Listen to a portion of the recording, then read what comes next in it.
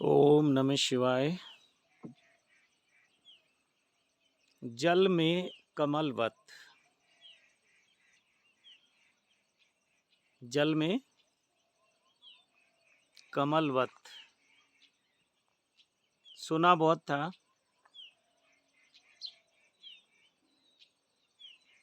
लेकिन आज कुछ ऐसी प्रेरणा हो रही है कि अब उसको जीना है। दोनों अनुभव जीवन में लिए, कीचड़ का भी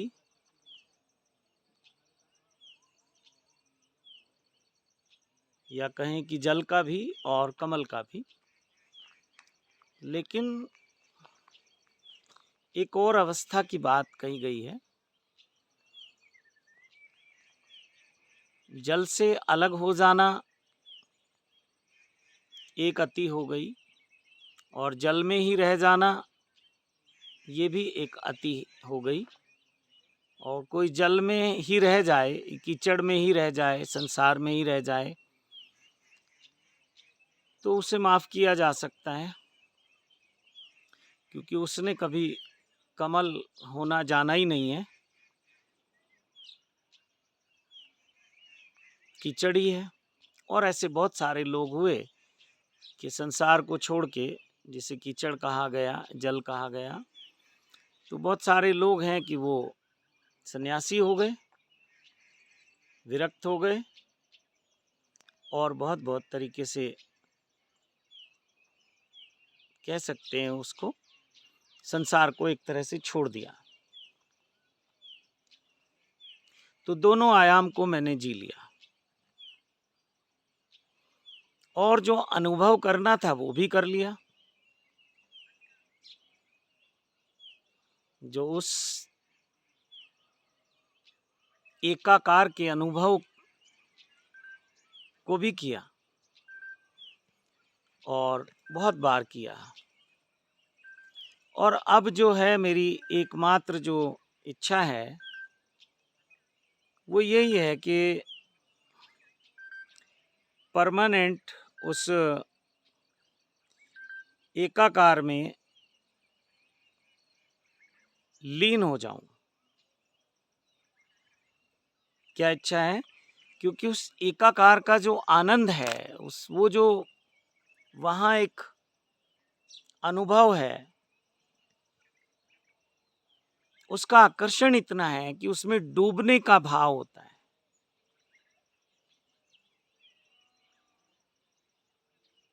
वैसे भी मुझे ना जाने क्यों ऐसी कुछ इंट्यूशन आ रही हैं पिछले 1 साल से।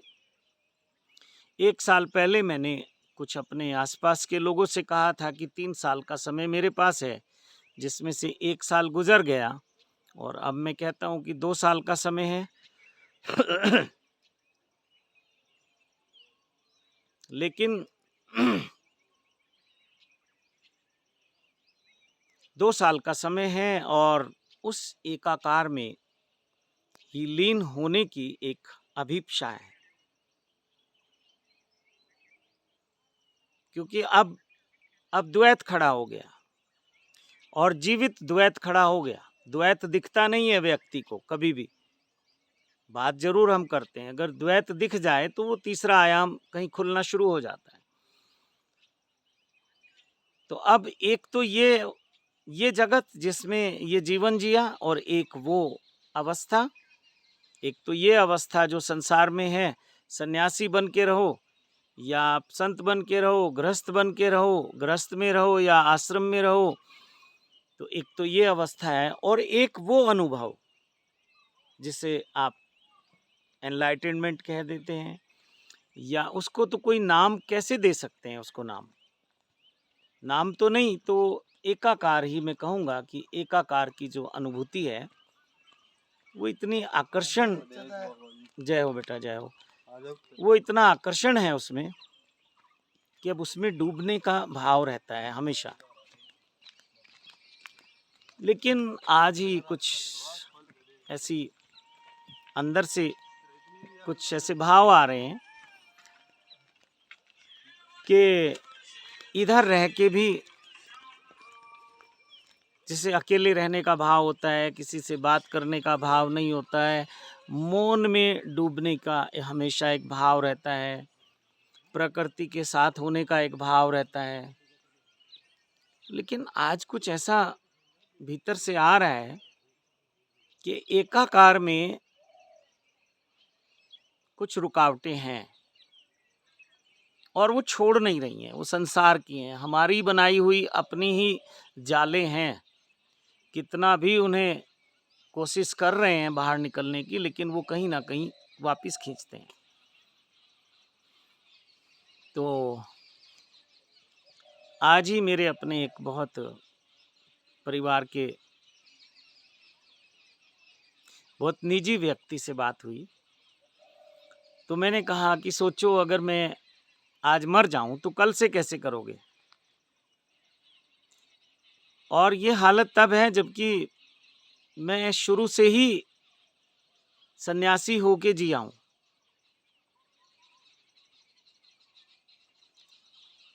कोई बहुत ज़्यादा काम मैंने नहीं किए, काम बहुत किए और देखता हूं तो किया कुछ भी नहीं।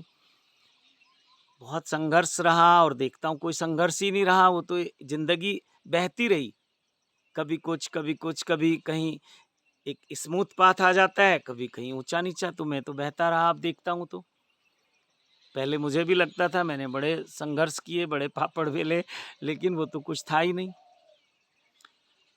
तो अभी उन्होंने मुझे कहा कि फिर तसल्ली हो जाती है, जब तक व्यक्ति जिंदा है तब तक तसल्ली नहीं होती, लगता है ये तो है। और सच कहूं तो जिस जिम्मेदारी को हम छोड़ना चाहते हैं वो है तो हमारी। माना कि वो स्थूल रूप से समाप्त हो गई, लेकिन सूक्ष्म रूप में तो कहीं ना कहीं वो जकड़े हुए है। छाया तो पीछे पीछे चल ही रही है, छोड़ नहीं रही है।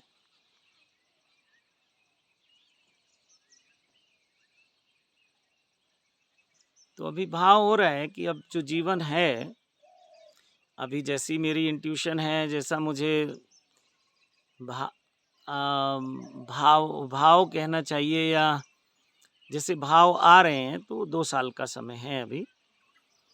लेकिन इस 2 साल में मुझे लग रहा है परिपक्वता आएगी, जल में कमलवत। मतलब छोड़ के नहीं भागना है, जो जो कुछ रह गया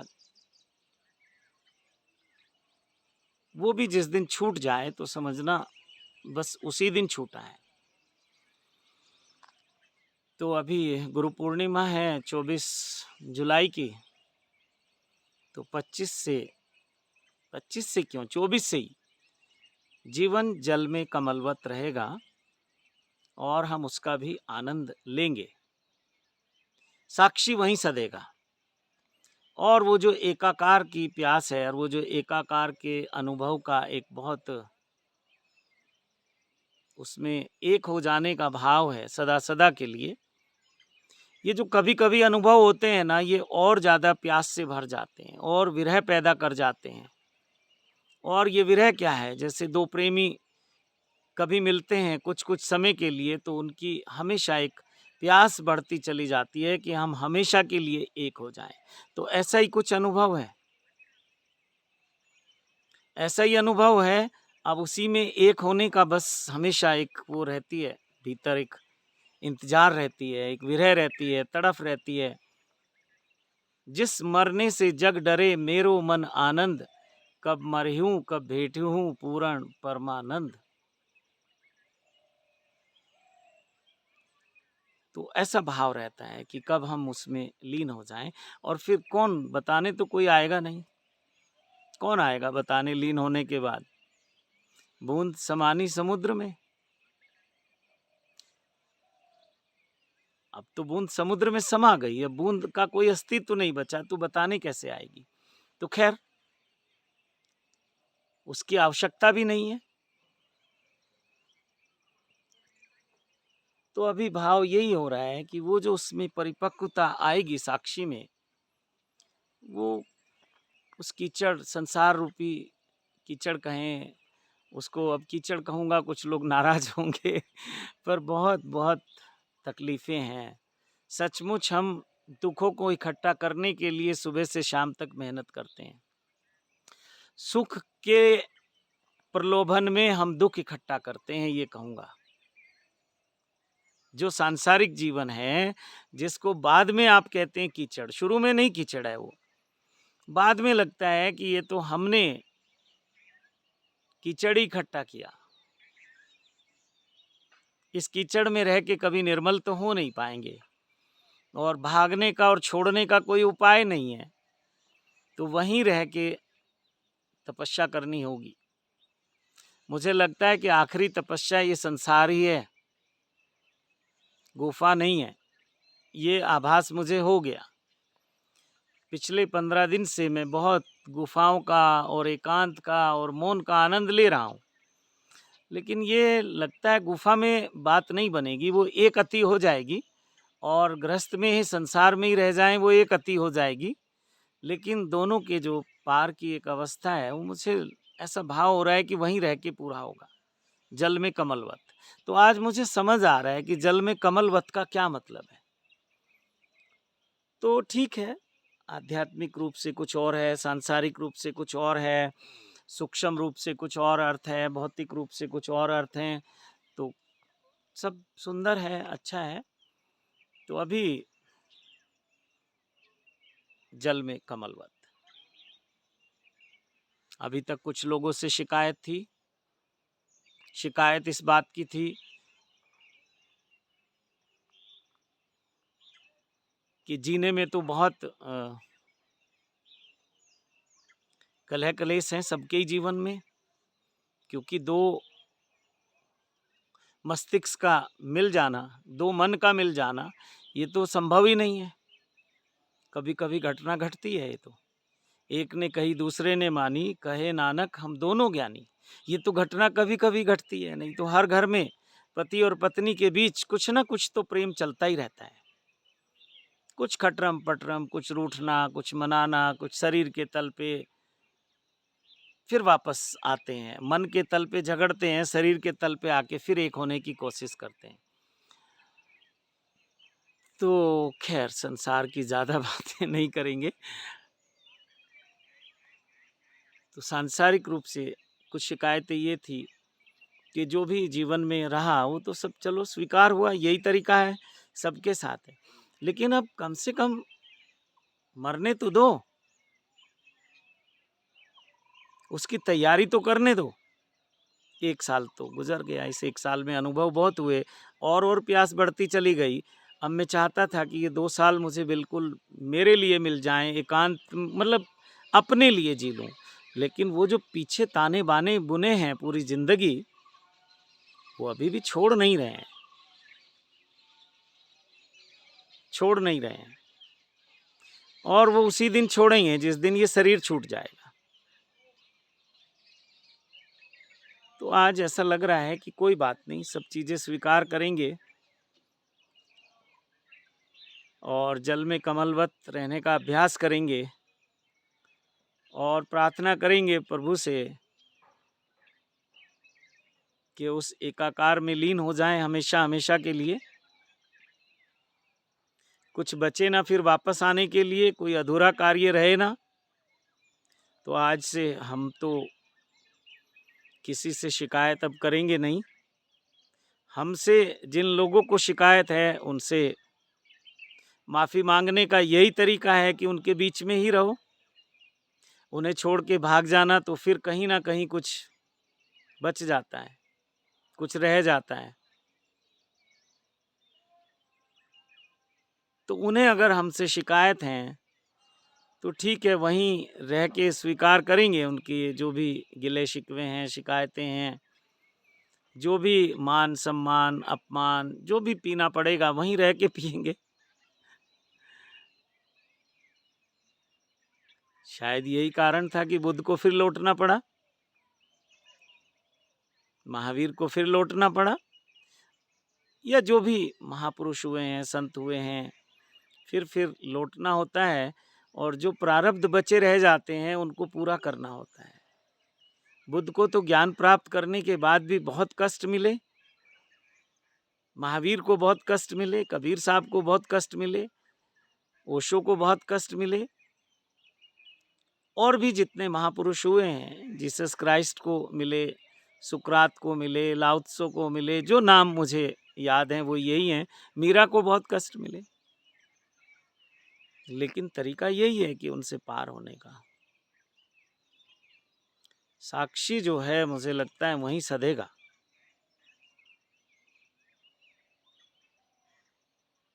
चलिए, तो इसी के साथ वाणी को विराम देता हूँ, और अब गुरु पूर्णिमा से जल में कमलवत रहेंगे और वहीं खिलने का आनंद लेंगे। माना कि यहाँ प्रकृति के पास बहुत शांति है, बहुत प्रेम है, बहुत आनंद है, बहुत एकाकार है, बहुत प्यास जागृत होती है। लेकिन उनका क्या करोगे जो ताने बाने बुन दिए, तो उनको छोड़ने का कोई उपाय नहीं है। और जिन लोगों को उन ताने बानों में एक्चुअल हमने उलझा दिया, जैसे शादी करते हैं तो दो लोग उलझ जाते हैं, फिर ये दो लोग मिलके ताना बाना बुनते हैं तो बच्चे उलझ जाते हैं, और फिर बच्चों को छोड़ के, पत्नी को छोड़ के, और जो भी परिवार के लोग हैं उनको छोड़ के हम सन्यासी हो जाते हैं। तो हम तो छोड़ देते हैं, लेकिन वो नहीं छोड़ते। और वो क्यों छोड़ें? वो क्यों छोड़ें? उन्हें तो इस शरीर से प्यार है, उन्हें तो इस मन की गुणा भाग से प्यार है, उन्हें तो पैसे से प्यार है, उन्हें तो और जो संसारिक होता है वो सब उनके पास होता ही है। और वो संसार में ही है तो वो सांसारिक चीज़ें रहेंगी, तो वो तो छोड़ेंगी नहीं। ये बात समझ आ रही है। मैं बहुत बहुत छूटना चाह रहा था, बड़ी 1 साल से बहुत रोया, गिड़गिड़ाया, बहुत लोगों के सामने कहा मुझे छोड़ दो, बहुत माफ़ियाँ मांगी, बहुत लोगों को माफ़ किया, छोड़ते कहाँ हैं लोग। तो फिर से एक साधना शुरू करते हैं, जल में कमलवत।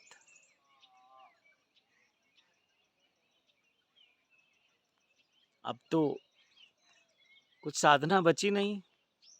ध्यान करने बैठते हैं तो ध्यान होता नहीं, समाधि में जाने का प्रयास करते हैं तो समाधि लगती नहीं, और जब होता है तो अपने आप होता है, अनायास होता है। ध्यान लग जाता है अनायास कहीं भी, समाधि का अनुभव कहीं भी हो जाता है। और जब करने बैठते हैं तो होता नहीं है, तो अब कुछ अपने करने तो होगा नहीं, अब बचा नहीं।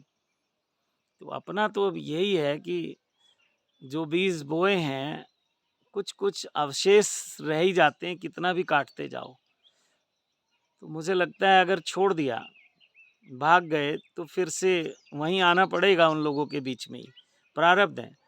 तो अब जो जीवन बचा है, मैं चाहता हूँ कि वो भी वहाँ सब अकाउंट क्लियर हो जाएं, सब लेन देन क्लियर हो जाए, सब प्रारब्ध अपने पूरे हो जाएं, ऐसा भाव है। तो चलिए, आप सबको भी प्रार्थना करता हूँ, निवेदन करता हूँ कि उस एकाकार के साथ एक होने का जो आनंद है उसकी तलाश करते रहें, खोज करते रहें। सब कर ही रहे हैं उसकी खोज, ऐसा नहीं है नहीं कर रहे हैं, वो कुछ भी करते हैं, लेकिन खोज तो कहीं उस परम शांति की है, उस कहें ईश्वर कहें या ब्रह्म कहें, जो भी कहें नाम, पर मैं तो कहूँगा उसके साथ एक होने का जो अनुभव है, खोज तो उसी की है सबकी। उसी की झलक रात में बेहोशी में मिलती है, नींद में, तो सुबह कुछ ताजगी महसूस होती है। रात को कितना भी तनाव लेकर सो जाएं, सुबह थोड़ा रिलैक्स हो जाते हैं। ये बात अलग है कि सुबह होते ही फिर से वो घटनाएं सब स्मरण आने लगती हैं, और तनाव के कारण फिर से विचार आने लगते हैं कि तनाव किस कारण से है, फिर तनावग्रस्त हो जाते हैं, वो अलग बात है। लेकिन रात में कहीं कुछ अनुभव ऐसा घट जाता है, तो वो समाधि का, एकाकार का अनुभव कहीं ना कहीं होता है। उसी से आदमी रोज सुबह नई उमंग के साथ नए उत्साह के साथ फिर अपने मिशन पे निकलता है। अब सबके मिशन अपने अपने हैं, निकलता है, लेकिन वो परमात्मा उसको शक्ति देता है रात में।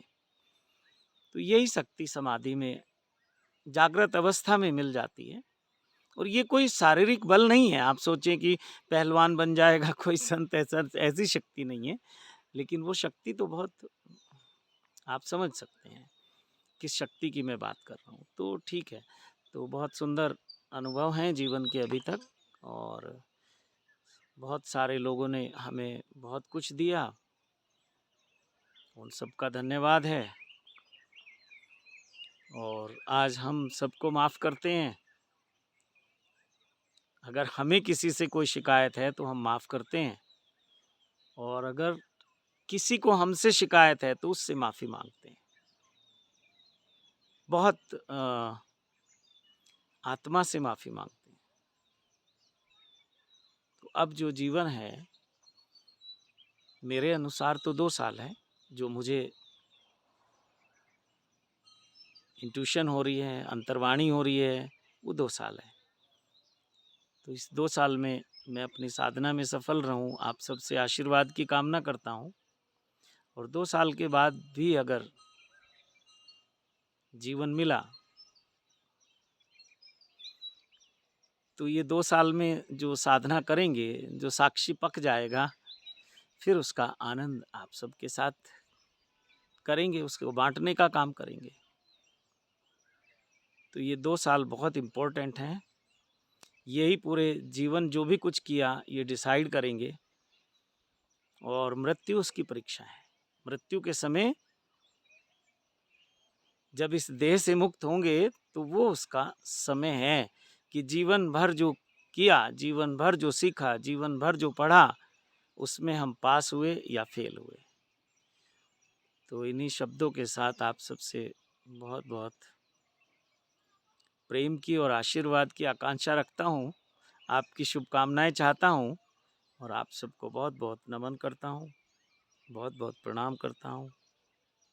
ओम नमः शिवाय, ओम नमः शिवाय, ओम नमः शिवाय।